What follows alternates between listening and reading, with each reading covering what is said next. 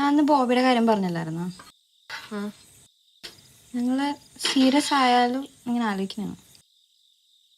കെട്ടാനാ? ക്രിസ്ത്യാനിയല്ലേ അവൻ? യേശു നമുക്കറിയാത്ത ആളൊന്നുമല്ലല്ലോ. പൊന്നു വീഴുമോളെ. വിഷമിക്കണോ? സന്തോഷിക്കല്ലേ ഉണ്ട്. ജോലിയും കൂലിയും വല്ലതും ഉണ്ടോ? അറ്റ് പ്രസന്റ് ഒന്നുമില്ല. പക്ഷേ പക്ഷേ ബോബി നല്ലൊരു മനുഷ്യനാണ്. എന്നാ ഞാനൊരു സത്യം പറയാം.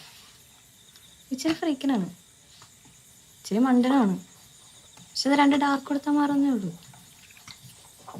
ചേച്ചി ഒന്ന് ചേട്ടനോട് ഒന്ന് സംസാരിക്കണം. അവർ വന്ന് മീറ്റ് ചെയ്തോളൂ. അമ്മയോട് കാര്യം ഞാൻ പറഞ്ഞോളാം. ഒന്ന് സെറ്റാക്കി തന്നെ പ്ലീസ്.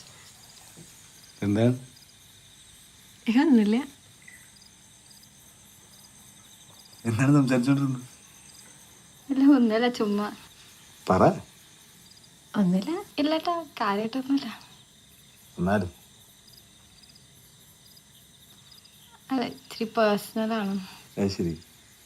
എന്ത് നിങ്ങളുടെ സ്വകാര്യ കാര്യം. എന്ത് കാര്യം? അല്ല, ഇത്തിരി പേഴ്സണലാണ്. അതെന്താന്ന് ചോദിച്ചത്? ഒന്നുമില്ല.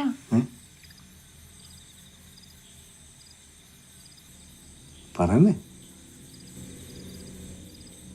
എന്നെ പറ്റിയാണ്. അയ്യോ, അല്ലല്ല അല്ലല്ല.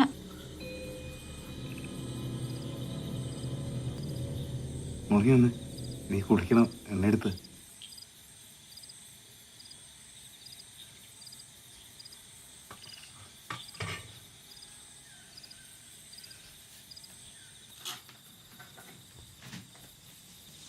ഒന്നുമില്ല ചേട്ടാ, ബേബിമക്ക് ഒരാളെ ഇഷ്ടമാണ്.